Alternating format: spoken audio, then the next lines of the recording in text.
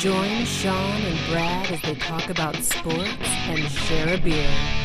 From the east coast of Canada to the west coast of the United States. Over to you, boys.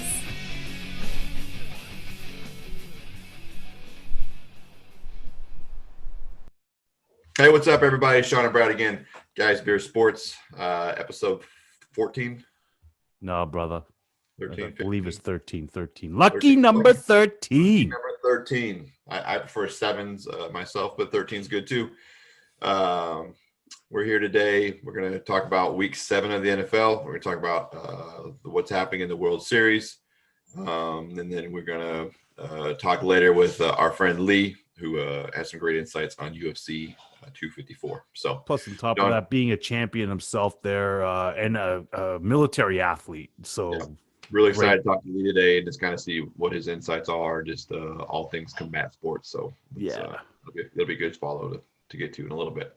John, how are you, buddy? Man, I'm doing well. You know, I really enjoyed this week. There's some funny things that came up from last week that I'm glad we got to share. Like GSP, I still have my shrine to GSP. You ain't gonna. Oh, he is there. I was gonna. He is there. He's right there. You know, lit him a little bit behind the pirate skull. Yeah, you know. But the thing is, I mean, GSP is still the greatest pound for pound fighter ever to walk into the UFC. I don't care what any of the Americans say, GSP. And if you are listening, we're big fans. Well, I'm a big fan. I don't know about Brad, but I'm a big fan. And I would love for you to come on here. I know that you have better things to do. Yeah. Brad's a big fan when you come on. That's not even sarcasm. Yeah. Like you're the greatest fighter, I think, honestly, in my mind, in my opinion. Yeah, maybe I'm a little biased. But the thing is, though, is that until I see something different, I think he is one of the greatest fighters. I mean, there's others that are making their names. Like, I mean, John Jones. I mean, people can say that. And you know what? You're not far off. You could talk about Habib Nurmagomedov. You know, you're not that far off. But maybe it's just because I do have a bias, but I do think he is one of the greatest. And why would you not put him in there as one of the greatest of all time? You know, I've been thinking about this whole greatest conversation, specifically because of the whole, it's always Michael and LeBron, right? Like that's the thing that puts it out. And it's so difficult, I think, to even try to put those things together because, you know, it is.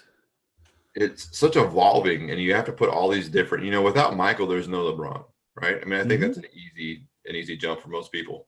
And then you think about like the Chuck Liddells and the Anderson Silvas, the Matt Hughes, like what those guys meant to the sport that allowed people like John Jones and GSP to come in and make runs.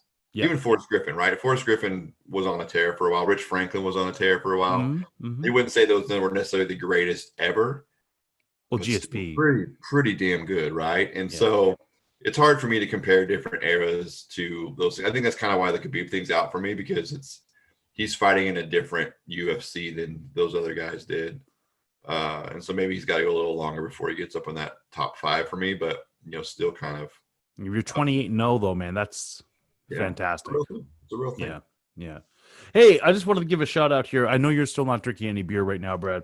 Just want to give a shout out there to Boxing Rock. Boxing Rock with your Temptation Red. It's an American red ale. Such a good beer. These guys at Boxing Rock, they've been doing it right. I already gave you the whole entire story from what they had there beforehand, but let me just explain about the Temptation Red Ale here. So it's full-bodied, bold, and rich. Temptation Red Ale is a sultry jazz singer. In your glass, just singing it for you, you know? Continuously hopped during the brew and dry hopped after fermentation. This beer has a uniquely full flavor profile, yet it's smooth and easy drinking. Drink it fresh and enjoy it with friends. I'm enjoying this one with you there, Brad. Yes, so, yes. There we go. Man, I appreciate that. That sounds fantastic. That's really good. Man, ales are my favorite, especially red ales are so good. Red ales and stouts are like my favorite. So yeah, I agree. Yeah, those are the two. We get down on that two things. Anyway, let's get back to sports because maybe when I figure it out, I think that's best for my dizzy situation. Baseball's going on, World Series, right? To be honest, I didn't know that we would get to the World Series. You know, I'm so happy. Yeah. baseball started with all those tests and delayed games and all those things, but here we are. Dodgers look really good. Tampa They Bay look really good. Man, Tampa Bay looks good also. They just don't have the horses that the Dodgers have. I mean, that's what we saw last night, right? Last night it never felt like Tampa was even in the game. Well, here's the thing is that like Los Angeles seems to have two dominant pitchers. If Clayton Kershaw's on his game, they have two dominant pitchers with Clayton Kershaw and is it Burley or is it Bueller? That's Bueller. Bueller. So those guys are amazing, right? And then somehow, like in game 2, they put like Los Angeles put this weird hodgepodge of like relievers going up in there, and so just like what is going on? Interesting. That's the strategy now, right? Is that they have this bullpen starter deal. Sometimes it works really well because that's the thing is that they were talking about during last night's game is you don't want to be seen more than twice through that rotation. Yeah. So it was a weird thing though, and of course Tampa would have exploited that and taken that over there. So I mean, the thing is that Tampa won a game. Los Angeles paid a lot of money, and it's funny because like what I was telling Reed is that I've never wanted Los Angeles to win this. They remind me of the Yankees just spending money to get players. This is the first time I actually find myself sort of rooting for the Dodgers because it's like you've been there so many times, you haven't won it. Like I find myself rooting for them. Yeah, you got to get over the hump. And Tampa Bay kind of like left a bad taste in my mouth when they were talking about this season. If there was no pandemic, if nothing was happening, half the games they were talking about playing them in Montreal. So half in Tampa, half in Montreal. Really? Because but even if they're winning, they don't even get the crowd. So to me, it's like, wow, you're going to give these guys a championship when they don't even come out. Yeah. So they are title town now. Whatever. Jeez.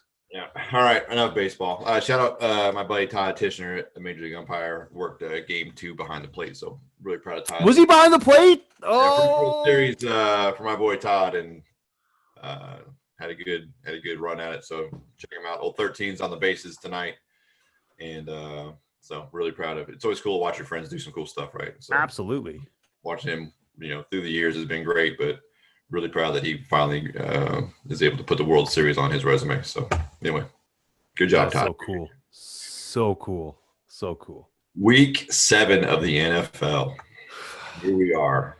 This is, I was talking with one of my buddies this morning on Messenger, and I think that weeks 7 through 12 are my favorite weeks of the NFL season because everyone is still a little bit you're starting to see the separation, right? Yeah. But you also like the middle is so clouded of like the competitive also runs. You know what I mean? Like the bottom, like you're starting to see like the top seeds, right? Like it's the Tampas and the Seattles and the Pittsburghs and the Tennessees and like the people that you think are going to be there at the end. But then you have everyone else is still fighting for seeding in the place. And then once the playoffs happen, like who knows what's going to happen, right? That's the beauty of the playoffs. Yeah. And so for me, 7 through 12 is where everyone gets, this is the separator, right? Is 7 through 12 because the bye weeks come in, everyone's a little run down, everyone's dealing with injuries, and then it seems like week 13 through 17 is, you have some duds, you have some teams that are just, going through. Well, there's definitely some fakers, right? Like obviously you win 4 in a row, but then you drop 2, and all of a sudden people are like, on your case. So, there's some interesting games coming up here, like the Giants-Eagles game. Like to me, it was like I just never heard. What are you chuckling about, man? What are you chuckling about there? Quickly about Daniel Jones and his 80-yard run. Where he ended up tackling himself? Yeah, you got tackled by the famous turf monster. Like that's got to be terrible for you, man. Like that was how embarrassing. Man, you're trying to get a 90-yard touchdown run and you get 88 or 82 yards by yourself. Like he's watching. Like the game was entertaining, but also at the same hand, it was like, gosh, they both really stink. It's like both those teams stink. The same way that I'm entertained at a high school football game, I was entertained there just because it was close. I never heard so many complete a pass. Yeah. You know what I mean? Like, Like to me, I was just like, okay, so like the World Series, the Super Bowl where they won the Eagles, right? In 2017. That was like Rocky 1 for me. That game last night was absolutely Rocky 5. Just an absolute piece of turd on Thursday night. It's like, what in the world? Come on, man. Still watching, right? Yeah, of course we're watching, but I mean, I was just like, dang. And right now, the Cowboys got to be careful because if they lose to Washington, the Eagles are back in first. Man.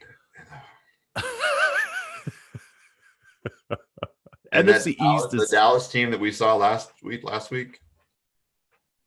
that team could lose to Washington. Maybe. I mean, if Ezekiel Elliott's doing what he's doing, yeah, they will. You know, you can't be fumbling the ball twice in the game. So upset. Man, I drafted Ezekiel Elliott. Oh, I'm so pissed. You got to be kicking yourself right now. I've never seen a guy who barely fumbled the ball last season right now cannot seem to carry it. Well, he did really well for the first 5 weeks, so it's hard to, one game is just one game. What are you talking about, man? I mean, he played in Cleveland and he gave that ball up. That's already, I mean, that's 3 fumbles like I talked about right there on my hand. He's fine. From a fantasy perspective, he's fine because he's still scoring me 22 points. Scored 2 touchdowns. So it's all good. It's all good there as far as you're concerned. Listen, here's how it goes for me, is that not a giant Cowboys fan by any stretch. Right. I enjoy watching Jerry Jones suck because I just don't like Jerry Jones. Mm-hmm. But when Ezekiel Elliott can have a good enough game to score me 20 points from the running back position in fantasy and they still lose, oh man, like the best, the absolute best. Before we go any further, I did want to bring up something. It's a two-headed point. Question.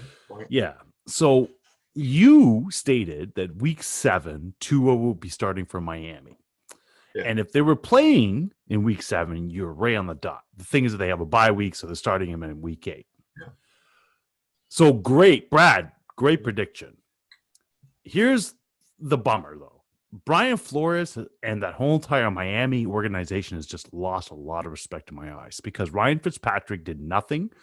Will play his heart out. Well, yeah. He didn't do anything. No. I don't care. You wanna make a switch? That's fine. Call the man beforehand. Let the man know beforehand. Don't let him know when everybody else is knowing.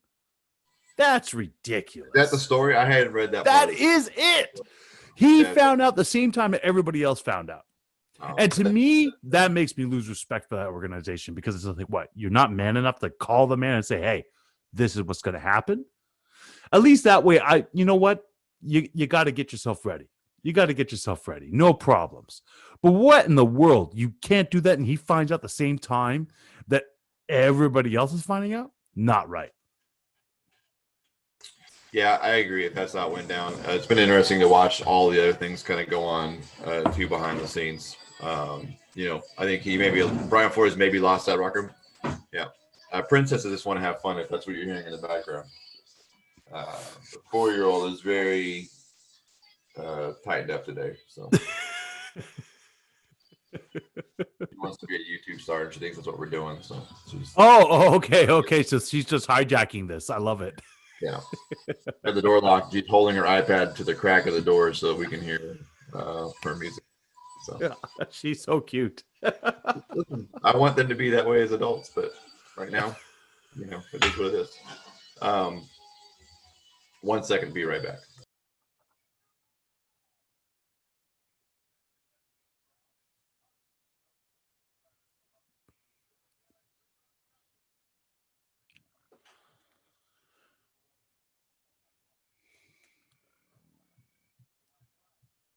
And I'm back. I have a thing to say. Being a dad is my favorite thing in the world, but that kid, the youngest, is the prototypical youngest, always trying to get away with stuff. And she does this thing where she hides my shit. And she says it's the ghost. I'm realizing right now that she's taking some of my other stuff too. And then she'll be like, hey, do you see this? And she's like, oh, maybe the ghost took it. And you're like, okay, well, you'll be a hero if you can find it. And then she'll go and find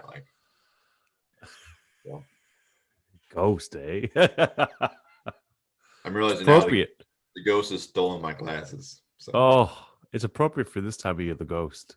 this is all the time. All right. So yeah. So she overcame a lot to get here, right? Like that's the yeah. thing. She's my mistaken baby, so she's always going to be a fighter. That's how it works. She's half X-Men. So yeah. I watch. She might start flying soon. We don't know. Okay.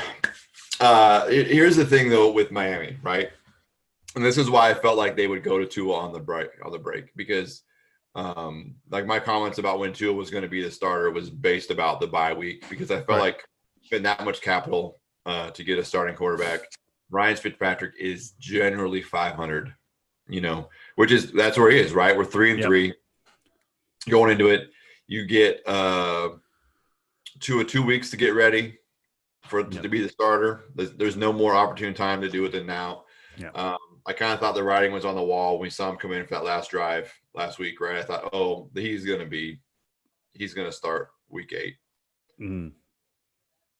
And it's just numbers, right? Listen, everything you're saying makes sense. It's just the way that they handled it. Yeah, they handled it poorly, right? Yeah. What's interesting too is thinking about Brian Flores and also thinking about Josh McDaniels as a head coach and kind of some of the other Bill Belichick disciples that have gone on to be head coaches, right? You put Vrabel and Patricia in the same category. Is they are a little bit tone deaf, right? Mm-hmm. Their emotional intelligence is not great because Flores probably felt like he could just do what he wanted and his team was going to respond. This team's 500, which for that team and that organization, 500 at the break is actually pretty decent. If you look at the last decade of Miami Dolphins football, and so you can see why there'd be some pushback there. But right. It'll be interesting to see how it goes forward. Winning cures everything, right? So Tua comes out and they all of a sudden, let's just say that they're 6-3. In week 10, I guess 11. Like then, all bets are off. I just think it's a lot to ask. I mean, it's one thing if you were going in and you had a losing record and you come in to start and it's just like, okay, let's just see what it is. Right now you're in a hunt and now you're putting extra pressure on this young kid. I don't know if that's fair. I think this was the plan the entire time. I'm not disagreeing with you. Yeah, but you're right in the spot that and it's what we just said is Miami's not been competitive for how long? Oh, it's been a while. Yeah. And now they are, and what you're doing is disrupting that whole deal. Like you it kind of is. No one does that in any sport. No, I mean, hey, let's switch our goaltender that's winning us his games and put in this guy here that we have no faith in. Some coffee to a shake if that's all right with you. Wow. Marry up, son. So, I mean, go ahead. A lot of fascinating games this weekend, though. We spent enough time talking about the bye teams. Yeah. We did. One more thing to say. Indianapolis. I read this story. I don't know that you're familiar with Jacob Eason. Jacob Eason is a Washington product and went to the University of Washington after a trip to Georgia. It didn't work very well. And he was drafted by the Indianapolis Colts. And I read a good article this week about how they're bringing him along and they see him as maybe the predecessor. Not predecessor. What's the right word? The successor. Right? Successor. Yeah. What that does to Jacoby, and they're saying he's making leaps and bounds, and the knock on Jacob at UW was that he had all the talent in the world, but maybe wasn't necessarily the most emotionally intelligent leader. And so now he's learning from Phillip Rivers and Jacoby Brissett and Frank Wright, former pro quarterback, is really getting him through his progressions. And he's making moves. And I thought that it was interesting. I wonder if we see a rookie quarterback in Indianapolis before, let's say, week 10. Like, if they're sure, maybe Jacoby gets traded in the next couple of weeks, right? The trade deadline is a week and a half away. And they put it to Eason, and then Eason, they start over because Indianapolis, is in the hunt now, I guess, right? But Yeah, by they are. Yeah, yeah, week 10, week 11, maybe not. yeah.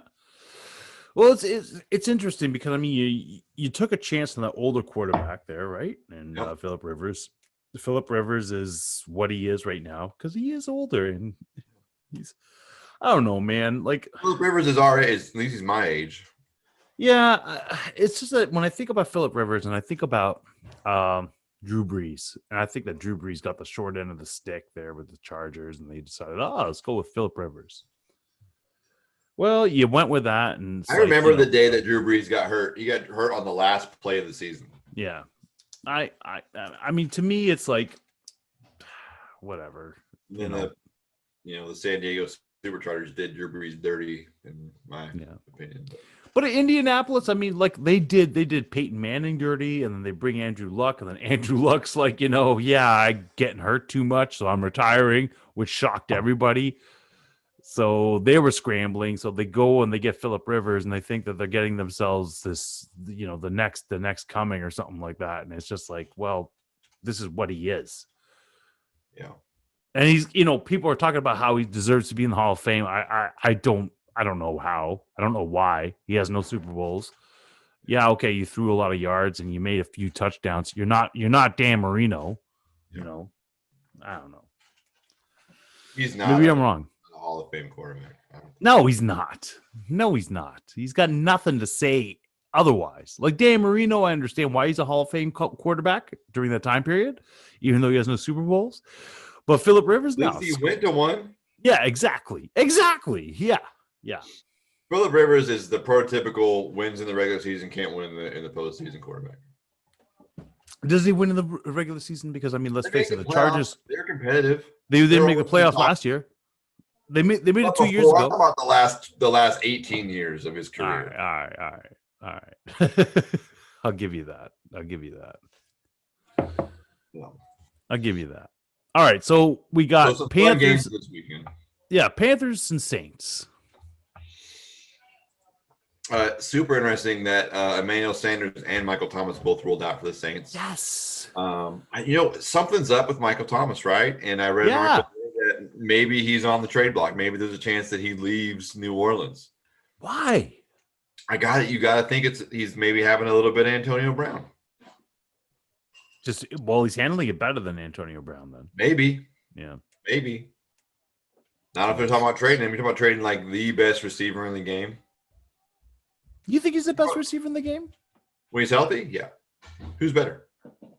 At this point. There's been guys that were better last year. Julio Jones last year was better. Hopkins last year was better. This year it's Michael Thomas. Just from an age. Tyreek Hill's great. I mean, he's fast. He is. I'll give you that. I'll give you routes. Yeah. A slant and a go. I'm a receiver. Yeah. Interesting. Not the 5'9" burner. What do you think? What do you think of? What do you think? I mean, to me, it's interesting that you have Teddy Bridgewater, who was backing up Drew Brees last season. Yeah. And he's playing him in New Orleans. Yeah. And I think Carolina got a good chance of winning that game. I do. I think that Teddy brings it because I think that Teddy thought maybe with Drew having a year left, which I think we all think this is Drew's last year.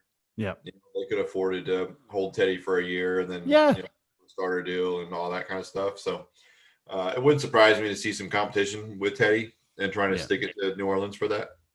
No, absolutely. I think, from the health perspective, New Orleans still has some weapons, but they're also down some guys. So they're going to run. I think we see a lot of Kamara and Murray running the ball.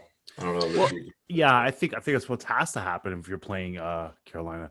Here, just give me one moment here. I'll be right back. Yeah.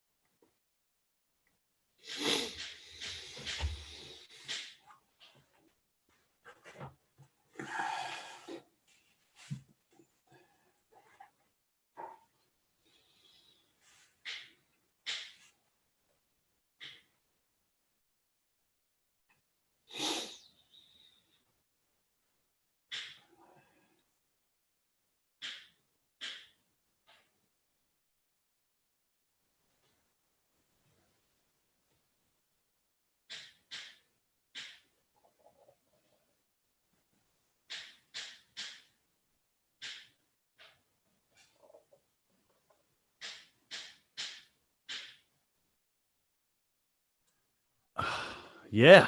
All right. So yeah, Carolina. Did you fart off camera or something? What's that? What did you do? To go fart off camera? No, man. No, I would do it right here. No. I'm renting the beer right now. That'll happen. That will happen.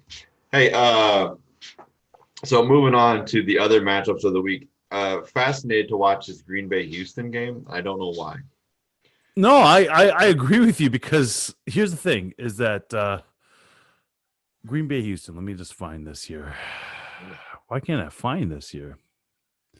Because Canada hates the NFL. Here we go. Yeah. So to me, Houston looked great in that last game, even though they lost it, but they still were competitive, and they ended up losing in overtime against Tennessee. Packers lost against Tampa Bay. So yeah, it looks like a good match. Yeah, it'd be fascinating to watch this Aaron Rodgers, Deshaun Watson duel, right? I mean, absolutely playing different play, but they're gonna compete for sure. That's a good game for me. I'm interested to watch this Tampa Bay Raiders game. Yes, that's a good game. Yeah, it has the potential to be, right. But you talk about the Raiders putting 4 of their 5 linemen on the COVID list. So if they can test out and get back healthy and they play, I really like their chances. But if they don't, if the Oakland Raiders, or I'm sorry, the Las Vegas Raiders, man, that's hard to get used to. I know it is. It's tough. If they have to trot out all their backups on the offensive line against that defense that Tampa Bay is rolling out right now, right? Not a great day for Derek Carr. Right. But here's the thing: is that the Raiders beat Kansas City. Okay, who I think has the probable card, right? Like it's John Gruden. Well, that and also Kansas City probably got the most potent offense out there, and they ended up beating them, even though they were still scoring. They went up to 32 points. Yeah. So to me, Tampa Bay, they've been touched already by the Bears. They've been touched by the New Orleans Saints. Yep. Raiders is a good enough team to touch them. Yep, I think they will. I think it's Oakland, or gosh dang, man, I cannot get my Las Vegas Raiders stay on track this week. It's a real thing, man. It's difficult. I'm having a real hard time with this CRS disease I have.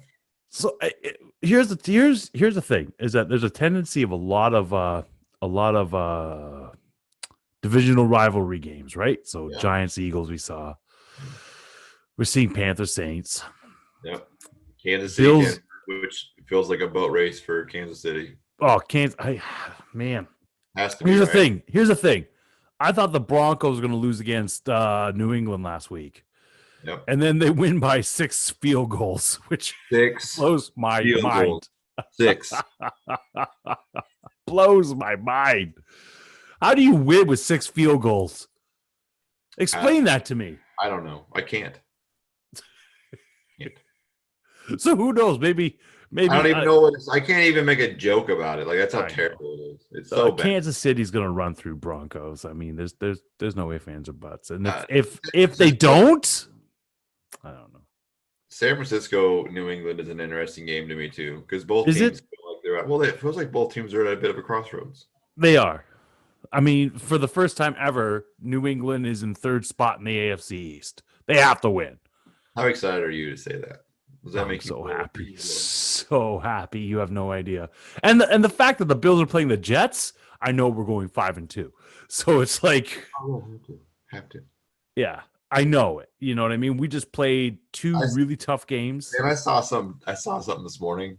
And it was like the Buffalo Bills have to beat the Jets to get their confidence back. And I thought, okay, we're being a little dramatic. Like, I'm pretty sure the Bills are going to handle the Jets. Pretty sure they're going to handle the Jets. Yeah. Like, I'm not even concerned. Spot that says Josh Allen's eating a hot dog at halftime because they're up 3 scores. No, I know. Confidence back? No, you don't. You're not getting confidence back doing that. That's like when you're on the varsity and you scrimmage the JV team and you beat them by 30. Like, that doesn't give you any confidence. You're absolutely correct. Like, if you want confidence back, maybe next week when you're playing the Patriots. You know what I mean? But this week, whatever. Just take your It's feast. the NFL. Any team could beat you any given Sunday. Yada I yada. understand. Whatever. I understand. However, comma. No, Yeah. not this week. Not this week. I mean, the Bills are right now pissed off. They lost 2 in a row. And I mean, and they played 2 great teams. I mean, they played Tennessee and they played Kansas City. Josh Brown getting a goose egg last week is something to talk about too, right? I mean, they have to get back on track, and this is a game to get back on track. Bringing back your confidence, I don't think that's the thing, but getting you back on schedule, helping like all that, I definitely think that's the thing. And it's the same thing when I'm looking at Cleveland and Bengals, right? Like the Browns and the Bengals. Like I don't see the Bengals winning that game, but having said that, who knows? Maybe Joe Burrows now has figured out something because he looked pretty good in the last game. Something that I think is interesting about Joe Burrows, right? First time Joe Burrows is going to play a team for the second time in the same season.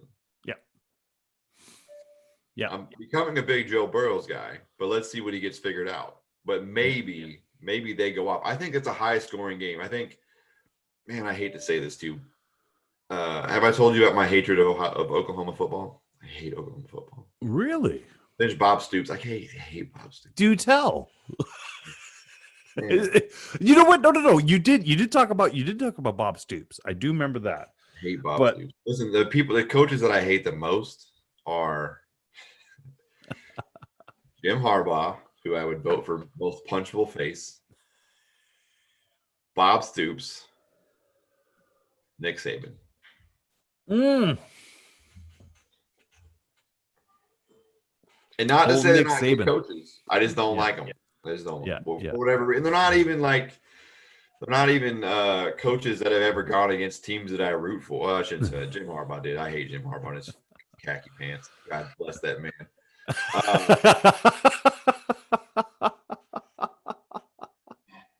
I hate Jim Harbaugh when he was the coach of the 49ers, but I didn't like him when he was the quarterback of the Bears. We're gonna have to do another segment called "Coaches That We Hate" for no good reason. Like, we should do it.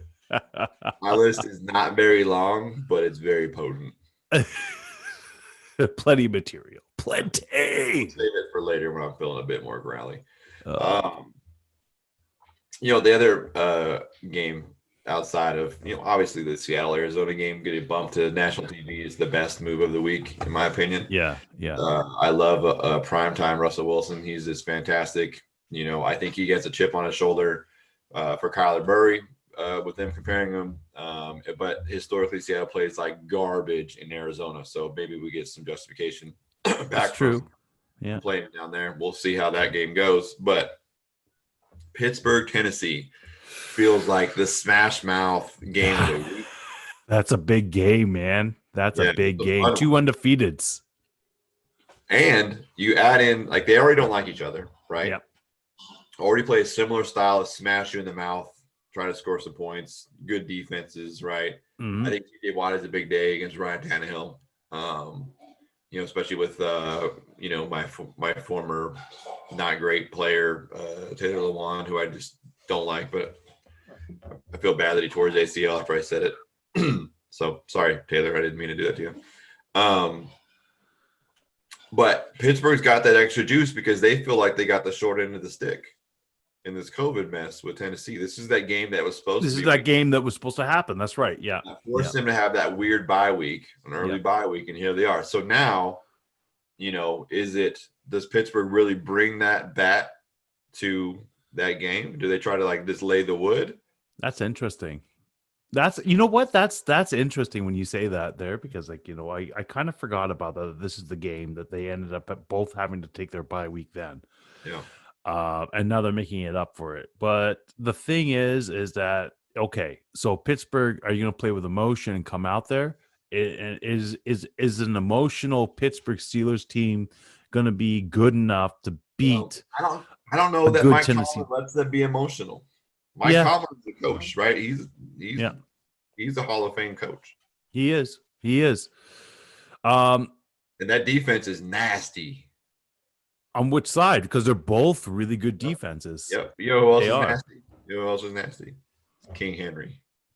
Mr. Yes, he is. Yes, he is. We saw that with Josh Norman flying through the air. So I mean, I feel like I want to buy Derrick Henry a Christmas present just for what he did to Josh. I mean, to me, it's probably the most entertaining game to be watching.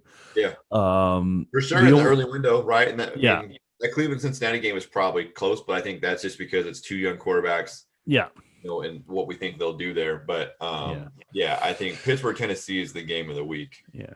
Cowboys Washington I couldn't care about. Although for the Cowboys, I'm sure they have to beat Washington to keep in first. They have to keep that going. Lions Falcons I don't care about, but again, I think the Falcons have to like kiss this season goodbye. I don't know. That's just me. It would be interesting to watch. They're in a really tough division to have started the way they started. They started horribly, exactly. And now you're what with much. New Orleans and Tampa? New Orleans and Tampa? Yeah. You're not getting there. No. I don't know, though. I don't know that New Orleans – I feel like there's some cracks in New Orleans, and I don't know they're going to get out. I think they make the postseason, but they're out early. That's what I think. Yeah, I don't think they make the playoffs. You don't think so, eh? I think it's starting to crumble. I think it's starting to crumble. Well, I mean, I think it's room for them and Tampa to make the playoffs. I don't think there's. Well, but if Carolina comes on, that's true. That's true. But you're not getting three teams. You're not getting three teams out of the NFC South. No. That's ridiculous. I mean, one of them is going to come out of the NFC West, like an extra team. I think at least, yeah. Like you're going to see two out of the NFC West, and you might see two out of the North. Yeah. Right. The East, you're just going to have one. Yeah. The East is one. Is whoever wins the division. Yeah. The Bears and Green Bay probably come out of the North, right? Yeah, absolutely. And in the West, you could be looking at the Rams and the Seahawks. Like that's not out of the realm of possibilities. It might be San Francisco. It might be three teams out of the NFC West. The NFC West is super competitive. I don't know, because I also think that you could look at three teams coming out of I forget what is that NFC South? Is that what it is? South with Carolina, New Orleans, and Tampa. I mean, you can absolutely could. There's something in my gut that tells me that the problems in New Orleans are deeper than we know right now, and that it might show itself late. Well, is it though? Because I mean, right in the beginning of the season, I think Drew Brees kind of lost the locker room with what he said, and I just don't think that it ever ended up getting picked up after that. That's what kind of in my gut. That's what in my gut about them is that they're not a cohesive unit as they have been. Here's the thing. I know. But here's the thing is I don't think Drew Brees meant to be like that. I just think he was just being himself and people just couldn't understand it at that moment. You know what I mean? Yeah, I think that Drew was consistent with who he is. Yeah. I think that the players knew that's who he was, but for him to go out publicly with it is different. Yeah. And I think that's where it tore it for some people. Yeah. It's just not the same energy in that place. You know what I mean? The defense doesn't ride with the offense like they did. I know. But here's a problem though. Here's a problem is that when you have more players like Antonio Brown or, Le'Veon Bell, who's sitting there trying to dictate the demands, or even Colin Kaepernick trying to dictate what's supposed to happen. No, that's not the way it is. This is a business. You have to end up sitting there and rely on your talent. Now, here's the thing is that he's done nothing. Drew Brees has done nothing except win and bring you to the postseason. Okay? Now, all of a sudden, you're not going to follow the man because he decided, hey, listen, this is the way I feel. It's the way he feels about the flag. And he's not the first person to say it. Yeah. And for you to sit there and hold some sort of personal bias, I think that that's being petty. And that's being obviously not buying into the system. Not buying into the system. Because here's the thing. Yeah, you can have everybody. I'll say that. I'll say, though, that what he said about the flag flew in the face of what his teammates were trying to do, which the flag covers everybody, right? And that's been my beef this whole time is who are you to say what someone else's rights are underneath the flag because of how you feel about it? That's the thing. But the thing is, I understand what you're saying, right? I do. And I'm not trying to sit there and say one thing is worse, one thing is better. Yeah. What I am saying, though, is that as much as these people like people have a right to say about what the flag means to them as far as that or the anthem, and that's why they're going to kneel. Yep. He has a right to say, hey, listen, I think that the flag is more than that. It's, and the anthem is more than that. Place, though, right? It's the same thing as if you're on a double date with your wife and like you don't want to pick out the fact that maybe something like her hair's out of place. You should say that shit like not in the moment. You know what? It's the moment. Maybe he was tone deaf. Maybe he was tone deaf at that moment. And it's unfortunately flying in his face. But at some point you have to pick up. It's two things, right? Yeah. It's his flying in his face. He's also not playing great. He hasn't been playing great. I mean, I saw that one pass there that they kept showing there. Where it just like, Yep. But he's also 42, right? Yeah. So I mean, listen, it's the Phillip Rivers argument. Yeah, you know, like it's your own fault as an organization to sit there and put all your hopes and dreams on a 40-something-year-old quarterback. Well, and here's the thing too, is that I wonder about is how much, you know, we made a lot of not having a preseason. Yeah. You know, in any real contact about the younger players and how they were going to acclimate to the game. Yeah. I wonder now, as we see some of these older guys, specifically quarterbacks, not having those live reps in preseason, because they would get some live reps, right? Right. They'd even get a game. You know, the third preseason game is typically the dress rehearsal, and they play the whole first half and the first series or two of the second half, right? Yeah. Yeah. And that gets them ready to go. And we saw it with Tom Brady. Right, and Tom Brady's otherworldly. In that first week, wow. I love that she thinks I'm right. And Daisy thinks you're right, yeah. But we're not. I think we see it with Phillip Rivers in a new system and going that way. You see it with Drew Brees, and Drew Brees hasn't had Michael Thomas, and he doesn't have any receivers outside Jared Cook that are the same, right? So maybe they need just some preseason to get it going. Maybe it all flies up and it goes out. It just feels like, I don't have any other way to say it, is that in my gut, I just feel like this is a down year for the Saints. Yeah. Well, it's not even far-fetched, right? It's not even far-fetched to say that. So rounding this up, we have the Jaguars and the Chargers. Yeah. Hey, listen, anyone can win that game. Yeah. You know what I mean? Looking to see Jalen Ramsey take the mustache guard Minshew back for a pick six. I feel like that's Yeah. Although I thought, you know, Jalen Ramsey is like as loved as Golden Tate, right? So, and Bears and Rams, that one for a Monday night game is actually a pretty good Monday night game. I mean, Aaron Donald against Nick Foles. That's the way I look at it. Aaron Donald against Nick Foles, because it's not. I honestly think that Los Angeles quarterback is a little bit too shaky. Like, you know, you can't be coming out and playing. Dave, this one's for you. It's Khalil Mack versus J.J. Goff. That's the matchup. And Khalil Mack wins that matchup and gets him up his spots. And it's Bears all day. You're saying J.J. Goff and Khalil Mack? Yeah. Okay. So we're just talking about opposition then. Is that it? Because I'm saying Aaron Donald. I'm saying Donald and Foles, and you're saying Khalil Mack. Okay. Hey, we are with my man Lee Tebow. This is a dangerous man over here. Yes. So Lee, you are. So a lot of people won't know this there if they're American, right? But like in Canada, in our Navy, we have trades like, you know, they call it bosun mate in the U.S. Right. Over here, though, you're just a bosun, right? Bosun. Infantry of the Navy, right? Yep. So, Lee, you are a military member plus an athlete. Yes. And I'd like you to go into a little bit on what you did to make this happen, because originally, from what I understand, you being a champ over there, getting involved, it took you a while, right? It took you a while to get involved into this because it was just all Army run or Air Force run, right? Very much Air Force and Army dominated. So what did you have to do in order to get it going? Well, combination of right time, right place. I don't need to tell you how busy the Navy can be sometimes, right? You know, sail first, workups, golf trips, you know, me and you going back to it, right? #14. You know what it's about. So I think for me, the biggest thing that I have, and I would always say the feather in my cap was, I've been wrestling since I was like a kid, right? And that's the thing, like to touch my father, trained with Gary Goodridge, who was a UFC fighter. So me and my brother got to train with John Knapp, who was an alternate for Team Canada freestyle wrestling. So I was shooting double legs. Like when I was even in elementary school, wrestled through high school, had a lot of success.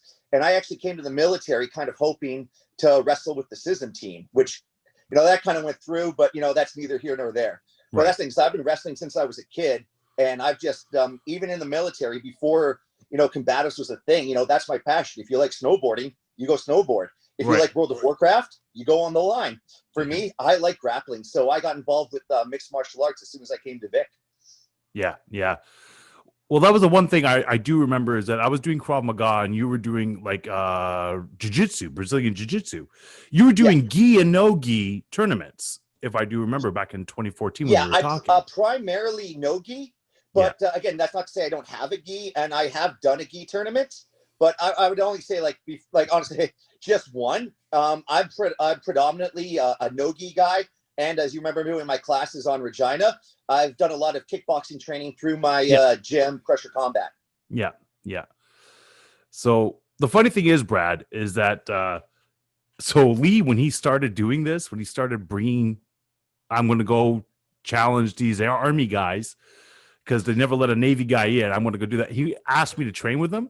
Yeah. I'm like, no. Well, that was the question I have two questions. One is Lee, how big are you? Like, what's your stats? Because I know what Sean's are. And two, have you guys ever like tossed up a little bit, just friendly, not, because Sean likes to wrestle. I've never had the chance to wrestle Sean. For my weight, I'm what you call an ultra heavyweight. And I can honestly say it ranges. My average weight right now is about 270. And then, but again, when I get ready for any tournament, it's Cardioville and powerlifting. Yeah. So I normally compete at around 250-ish. Sure. You're about the same height as Sean. Are you guys pretty like, I think Lee, you're a little taller. You're a little taller. Yeah, about 6'2", so maybe a little bit.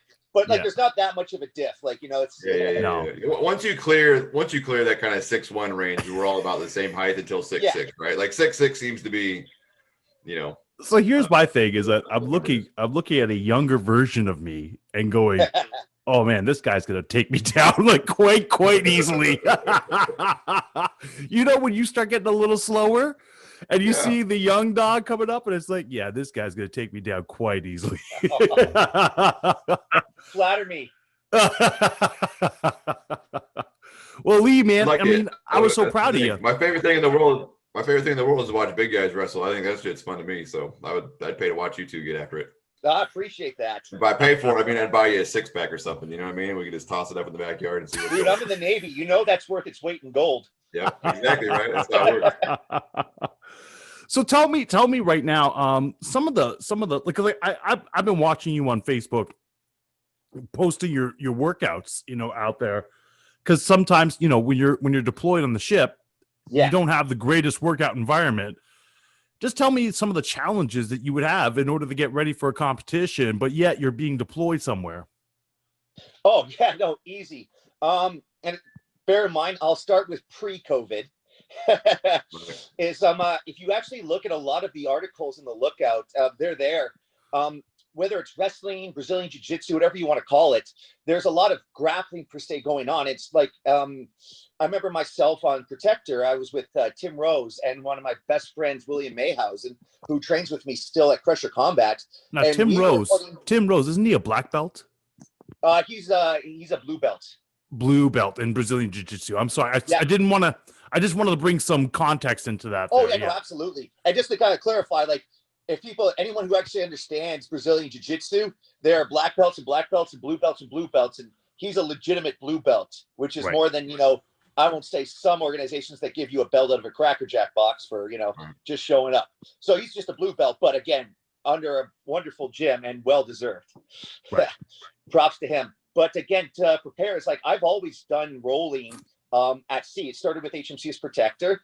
I even tried to get some mats on Regina. If you actually remember, I actually used to have a competition at the time I was the bar manager, and you know, I get my monthly wages. I actually would go in the circle on the flight deck, and I would run pummeling drills during my, you know, MMA circuit, fitness MMA, whatever you want to call it. You do a 1-2 combo, you do 10 push-ups, you do 10 sit-ups and go down, stuff like that.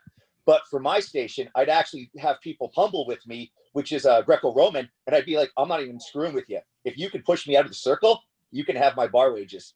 You can have my $50. Yeah, that's a motivator, right? Especially when you're out there. Oh, yeah. And the thing is, too, like, if, Sean, you remember back on Regina, we actually had Tim Rose and Matthew Goodwin. So we made sure we had a great gym. And that's the thing, if you actually look at a lot of the CPFs, fitness is made more of a, like, mainstream now than it ever has been. So most of our ships, even myself, I'm on HMCS and IMO, MCDV. And you know what? We just came back from Op Creep and Laser, and we had a phenomenal gym. So, you know, there's never a shy of pull-up bars, weights, and, you know, always a lot of really good workout and exercise equipment that you can use. Yeah. Well, that was the one thing I do remember on the Regina there, is that there was so many great mixed martial artists, great martial artists that were on board that ship. Yeah. And it was great because we had some great conversations, I thought, about MMA theories behind things. What do you think will work? What do you think won't work? And guys pushing each other to go. Like, I remember when you were going after a belt, I'd say, hey man, do it, you know, and I was going after a belt, you say, yo, you got this. And it makes you train harder as well, right? So sometimes we wouldn't train together because we're not doing the same program. Right. But we were still pushing each other to achieve things, you know, that you know, sometimes you just need that motivation. Oh, no, absolutely.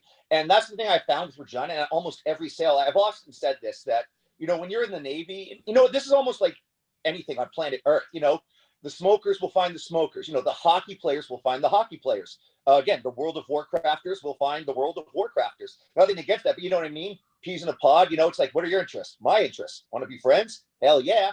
So, you know, anyone, you know, martial artists. You always find a commonality, right? That's just the human nature. Yeah, you know what? You couldn't have said it better myself. That's exactly right. Yeah. I'm always fascinated by people that fight and how they prepare. And so what I would want to know from you is, like, when you get ready to go in, you know, to fight with somebody, are you planning just to be aggressive, or have you kind of like lined them up a little bit in your head and decided how to attack their weakness, or are you just going to go do what you do best and get it done? For myself, and again, because I compete in a variety of tournaments, both civilian and military. And the thing is, I have to kind of focus on myself. And the reason being is, you know, I'm not, you know, in any pro league. So, you know, you never know who's going to sign up at a tournament. More times than not, you know, it's just like high school wrestling. You know, it's like, who am I going to fight? I don't know. So you show up to the tournament, and it's like, okay, this guy's in your bracket. With the military, you know, it's kind of easy because, you know, I fight heavyweight. So normally I just see, okay, you know, Tebow there, so-and-so, so-and-so. And I kind of just look around, okay, who looks like they're in excess of, you know, well over 230 pounds. Right. Who's the big? He looks big. And I go and introduce myself. So, and that's the thing, not to size him up, just, you know, I consider myself, you know, not a mean guy. I'm not even a dangerous guy. I'm just the most competitive mother on the planet. Right. So, you know, well, that's the thing. I mean, when you fight for sport, right? That's the thing. Like, no one, I think, at least from my experience, like, if you don't have control of your emotions, you're not going to get far, right? The mean guys typically don't get very far in these sports because they can't control themselves inside the rules. Like, that's the thing, right? Like, you've got to be competitive and willing to inflict pain, obviously, right? But you can't be so mean and nasty.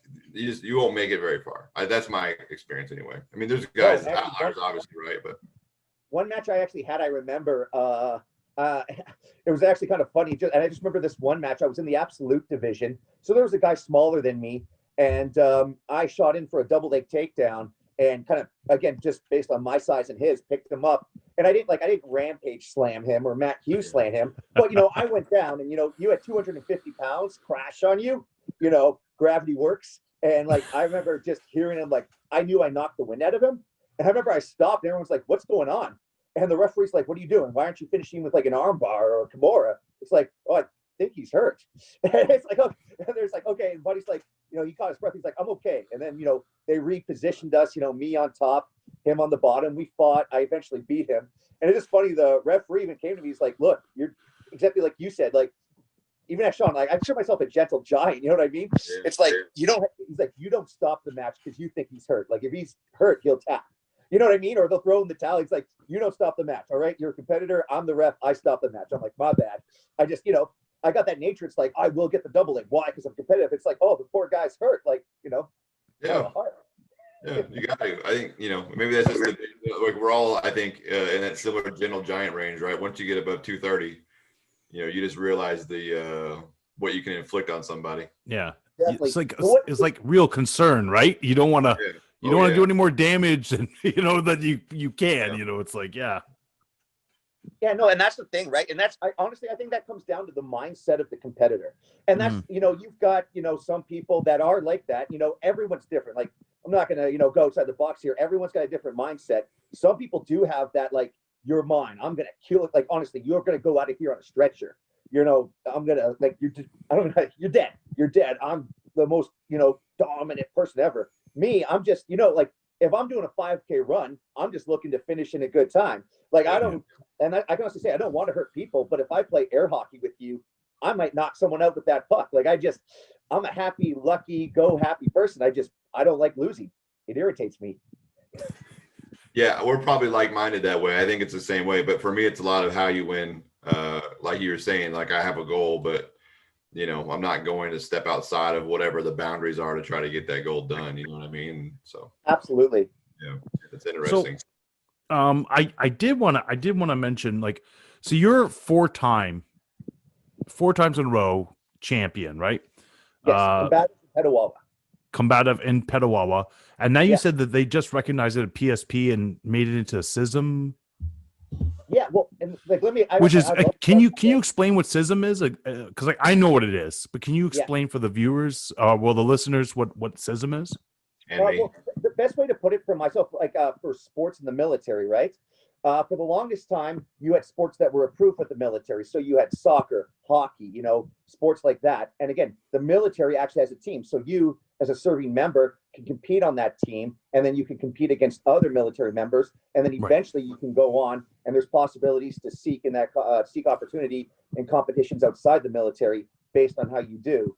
And that's the thing for grappling. For the longest time, there was a gray area in our CISM program. We were allotted wrestling and judo, grappling sports, and then in the banned sports, and Sean, you know about this, boxing and MMA were considered banned. Right. Banned because of the headshots.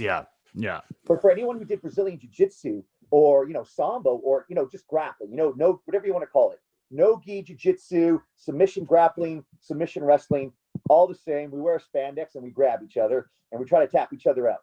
The point is there was a gray area. There was nothing saying we were banned, but there was no approval for us, right? There was no team. There was no nothing. So up until the combatives, and again, this was me back on Regina, and prior to that, I had competed in a number of tournaments, Be First, which my gym, Crusher Combat, puts on. Again, Carlson Gracie tournaments in Vancouver. And again, that was me submitting a memo. And you know this just as well as anyone else. Hey, how you doing? I like wrestling. I hereby, Lee, Hotel 31449, blah, blah, blah, would like to, request permission to compete in a grappling tournament. Why? Because it's cool. For your consideration, sir, please let me go. All right, just wait a second. All right, I do have, this is a little comical question because only military members will get this. How many times did you have to resubmit the memo?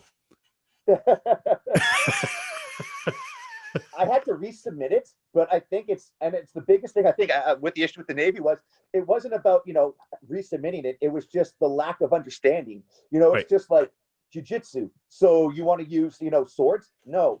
Okay. You want to do UFC? No. It's like, so what is, no-gi Brazilian jiu-jitsu? What is no-gi grappling? I know exactly what you're saying.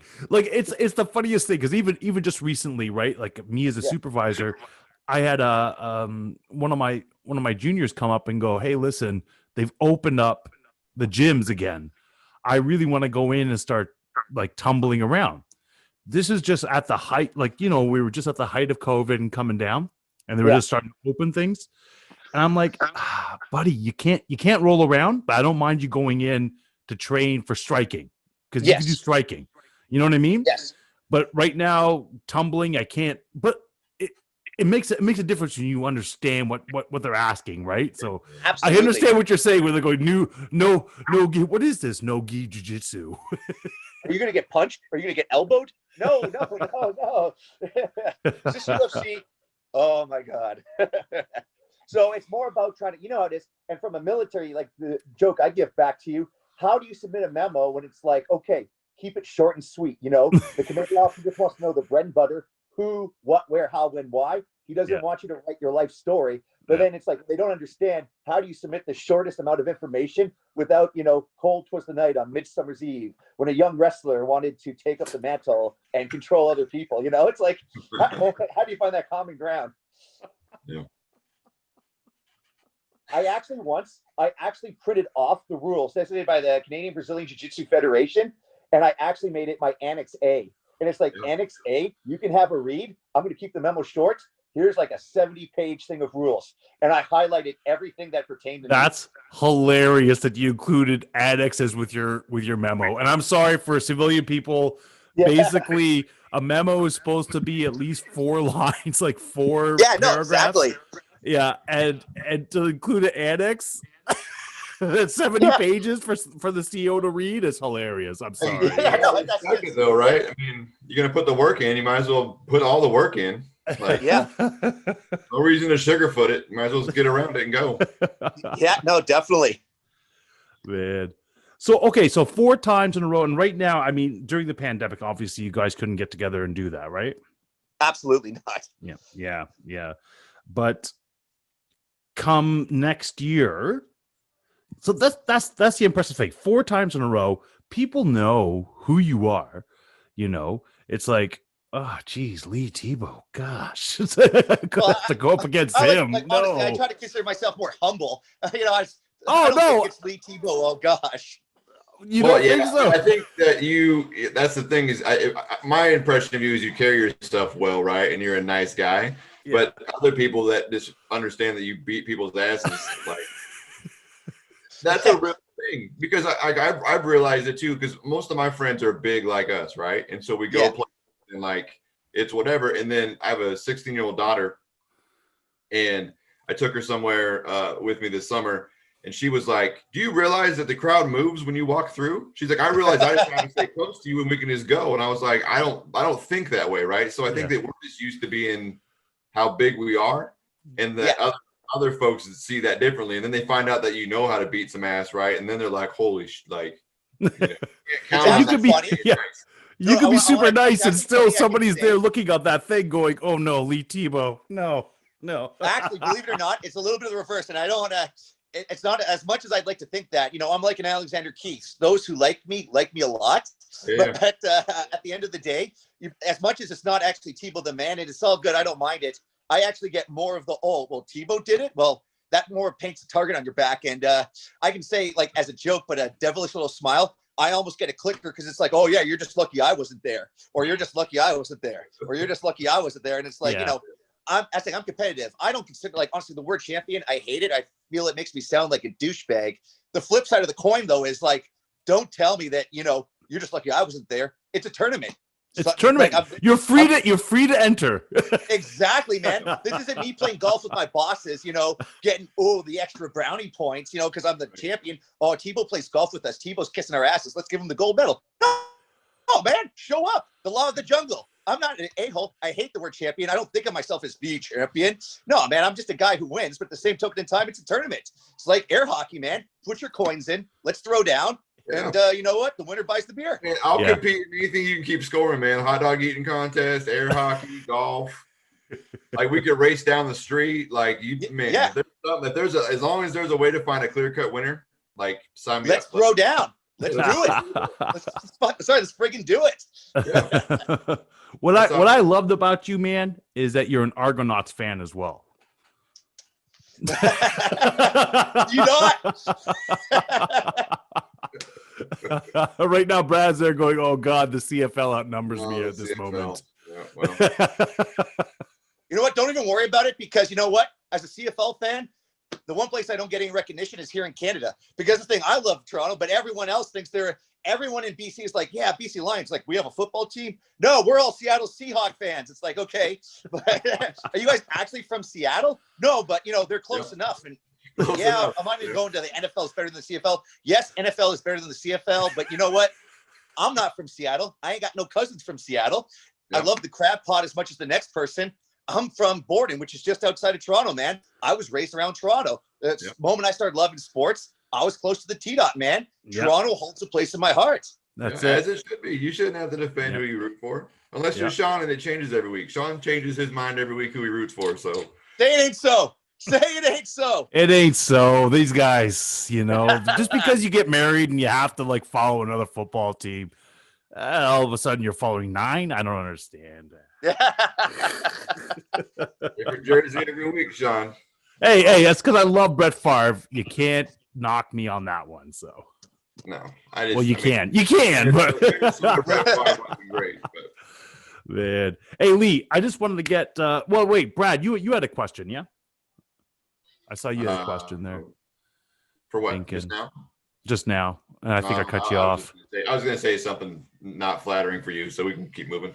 I'll say. Oh, okay, perfect. Okay, excellent. Let's just move along. All right. I did want to get your feelings on 254, UFC 254. Oh, yeah.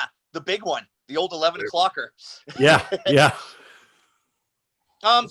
For me, yes, I was gonna say for the UFC. So obviously you got Khabib versus Gaethje, right? Mm-hmm. So, like, I hate to say this, the idiot's guide to MMA would say, "Well, I think if Khabib gets the takedown, he's gonna win." No, a couple of keys to victory for me is, I'm calling Justin Gaethje. I think he's got. Wow. Yeah. Okay, go. Yeah. All right. So that's the thing is like what people don't understand is, and I've got nothing but respect for Khabib. Like the guy's the man, like clearly. But what people don't understand about Justin is that he is a decorated wrestler. Like if you can go on the line, work with Google, you can find some stats about him. Even watch the UFC countdown. It's on YouTube. And you can actually see that like Justin, man, that guy was in a singlet like myself. Like, since the day he could crawl, man, he has got an impressive wrestling pedigree. He just likes to strike. It's almost kind of like back to the Chuck Liddell. I consider Chuck Liddell one of the best wrestlers of MMA. And I was like, no. He was a striker. Like the best wrestlers are like in that time era, right? Matt Hughes, Tito Ortiz, Randy Couture. But you got to remember, on multiple occasions, you had like guys like Tito and Randy who tried to, take down Chuck. Chuck's takedown defense was just not given like the due it deserved. He was the perfect counter wrestler. And that's the thing. He didn't need to out wrestle Randy or Tito. He was the superior striker. And he just knew he had to stop the takedown. And eventually he would do what we all know he did. And again, not to compare Chuck to Justin, but I think the same philosophy. I think Justin's got great wrestling. He just chooses to he's the guy who outstruck Tony Ferguson in the Rocky story come to life. Yeah. And like I did, you know what? That was something that I did notice is that like El Kukui, he got messed up by Gaethje, right? Like messed up. So I was like, wow, nobody really put hands on Tony Ferguson before him. So I'm not as comfortable. At first I was like really just like, yeah, Khabib's got this. He's going to take him down. He's going to do whatever. I'm not as comfortable today as I was 2 months ago with what I just said. Yeah, my only the thing that I'm curious to see is I agree. I think Justin has a better chance than most people would give him.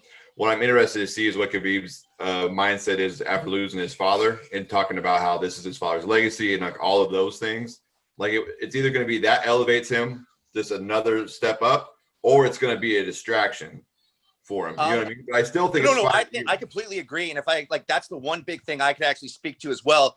When I would like to say it for Khabib is I want to give a shout out to my own dad. My father's still alive, but I understand that respect because again, going back to kind of touch back to the whole combatives. My father was in the military, retired now, and my dad was my wrestling coach my whole life. So that's the same thing. Like that's why I'm so competitive, especially when it came to the combatives, because I'm in the military now, and that's my military retired father who's coaching me. So it's again, it's not one of those it gives me that extra spirit, but it does, and that's the big thing. Like it's something you can't. It's not quantitative, right? Like you can't put a number on it, and we've seen it go the other way, right? But it's the same thing. It's Brett Favre playing on Monday Night Football the day after his dad dies and throwing for 4 touchdowns and 300 yards and beating the Raiders, right? Like it's those things. Like it's a thing. Yeah, everybody different. No, it's a thing. again, with my father, it's the biggest, like, that was the thing. Like, that's my X factor. If you guys ever want, like, what's your X factor, your cardio, your conditioning, your size, I can tell you, having my father coaching, like listening to his voice, that shit, I'm sorry, like, just elevates me to the next level. That's what gave me that drive. And I know Khabib had his father in there. So, and again, I wouldn't know anything, like, my father's still alive, and I thank God for that. So I just know that if I was ever going back and my father had passed and I was wrestling in his honor, I know for me, that would be that X factor that you just could not F with. So I think, like, honestly, I think Khabib's going to be next friggin' level. Yeah, I don't disagree with you. I think this is probably the fight of the year, though, right? I don't know that Oh, yeah. matchup. This is the matchup. This is the fight. Yeah. Like I saw a meme once that actually made me laugh, and it's basically, this is real life Rocky 4. It's you can find it on Facebook. I should have shared it. It's Tobey Maguire from the first Spider-Man. I think it's like glasses off. He looks and he sees Rocky with the American flag and Drago with the Russian, and then he puts the glasses on, and then it's Khabib with the American flag, and you know, fucking, so yeah, Justin with the American flag and Khabib with the Russian. So I don't know why I didn't share that. It's 2020. It's what you do, but I just saw it and I laughed my ass off. Oh, Lee, you know what? It's been great talking to you today, man. Thank you for spending some of that time with us there, man. I know as a military member, we were just talking, you had a duty watch there. He came out, lack of sleep. You guarded the ship properly. You come back out here and here you are with a lack of sleep doing this interview. I really appreciate it, Lee. Thank you so much. The great energy that you bring, Lee, is fantastic. I think I'm ready to go work out just talking to you. So, you know what? You guys know that old quote, you know, if you love what you do, you never work a day in your life. Well, that's the thing. It's like, you don't have to thank me, man. Like, this is my jam. This is what I do. I train, I coach, I watch, I drive my girlfriend nuts. So, like I said, this is my passion. This is my jam. So honestly, I'm the blessed one here. Thank you both. And you found it. That's for sure. Whatever it is, you've got it. So thanks for spending your time with us this morning. We appreciate you. Thank you. About the election? Yeah. Well, it'll be what it is. I'm like, it's funny, right? Because like us as Canadians up north, we're all looking at this as well, and we're all there going, you know, what's going to happen? What's going to happen down there? You know, is it going to be some crazy whatever, or is it going to be I think peaceful? Unfortunately, it's going to be crazy regardless of how it goes. In that we have allowed ourselves over the last decade to feel too entitled about how our opinions are and how we're seen, and I think that it feels a lot like Billy Madison and we're the Doyle family. And so, but you know what, not to, because like, here's the thing. I'm going to give you guys an out here as far as that's concerned, because I think the rest of the world has made you, hey, listen, America is the world police. You know what I mean? Like, it's not like you're sitting there and you decide to take up the mantle. It's the fact that everybody else turned to you and said, hey, what are we supposed to do? You know? So, to me, it's sad that this is the best candidates that America could provide. Well, you know what I mean? Nobody wants that job. No, it's a hard job. It is. It's very difficult. It's not easy, you know, and your whole life is dissected. I mean, even when you speak to, you know, how the hierarchy works, like the president doesn't have a lot of impact on the day-to-day American life. Governors do. You know, and so that's an interesting thing to look at too, especially, you know, in my state, you know, in the state of Washington. You know, metropolitan Seattle is more than half the state, and so if you can win that town, you know, then you're gonna make it, and then that's an interesting part for us. And so I think it's important. I've never felt that it's more important to vote than I do this year. That's awesome. At least record turnouts just in ballots that have already been cast. I think people are just making sure they get there. Yeah, I saw like 52 million already as like pre-mail-in ballots. So that's awesome. Like that's over 10% already. So yeah, so which is a big push. I think, you know, last year was the last election cycle of this magnitude was in the 30%, right? Yeah. I think we'll well eclipse that. And we'll hear who really feels like it is. It's the whole thing is sad to me that it's so divisive. You And so I hopefully just some- find it, yeah, exactly. Like we should be able to have a conversation civilly, both sides, you know, and be able to come up with some sort of conversation in order to move forward. You know what I mean? But right now, I think people are just like, it's like you're stuck in the mud, and it's just like, you know, this is the only thing that I'm looking at. But they don't look at the bigger picture of what needs to be done as opposed to what you're just looking at. You're so spot on. You're so spot on there. What drives me crazy is that the comparison game, one, and then two is when you're so target focused on one issue that you absolve behaviors that you wouldn't allow in any other spectrum of your world. Yeah. It's just very disheartening for me. I think just as a person, as a human, to watch. Yeah. Pull up relationships of people that you know based on or of people who don't know that you exist or care that you exist, really. But you know, like the worst part is that you had all the time in the world in order to get candidates up there, and this is the best candidates you have, you know, like, well, they're not that different, and that's the thing, right? That's it. They might be 3% different, and the way I like to say it is I steal an old bit from Joe Rogan, right? And here's the thing: if I give you a roast beef sandwich that's 97% roast beef and 3% shit, can I still convince you that's a roast beef sandwich? Yeah, it's the same thing, man. Like those people are 97% the same way. I know, and it's sad. It's sad because, you know, there was a moment there could have been real change, and I just don't know what happened. And it's like, okay, so this is where it's at, and I don't want to go into this too much, but it is interesting that it is coming up, and people are going to have to spend Thanksgiving dinners together, and there's family members that don't hold the same, like that was a big problem in 2016, is that people didn't want to have Thanksgiving together. And to me, it's just like, you know what, it's about time just to bury the freaking hatchet. Your government's going to be what it is, and then during that 4-year period, you got to work with what you got. Well, yeah, and you know, we're probably not going to have Thanksgiving this year because they're saying you shouldn't gather in groups even with your family in your homes because of the pandemic.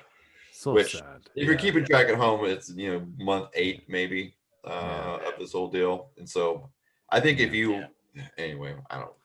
No, I hear you. I mean, like here we had a small thing, right? Because I mean, you just can't do it. I was gonna fly my mother over and can't do it. You know what I mean? It's interesting. I don't know if I've ever told you this. The most uncomfortable I've ever been in a bar was election night 2016. I could believe it. And I didn't think that way going into the night. Yeah. And so we went to play trivia at a bar, you know, a local bar. Me and a couple of buddies, and we're sitting in there. Is it off the hook? No, we were in Anacortes at the Brown Lantern. Oh, okay, the Brown Lantern. My favorite place to eat in Anacortes. I eat there a couple times a week. I don't know if you noticed my beer mug, but it was NES Whippy Island. So yes.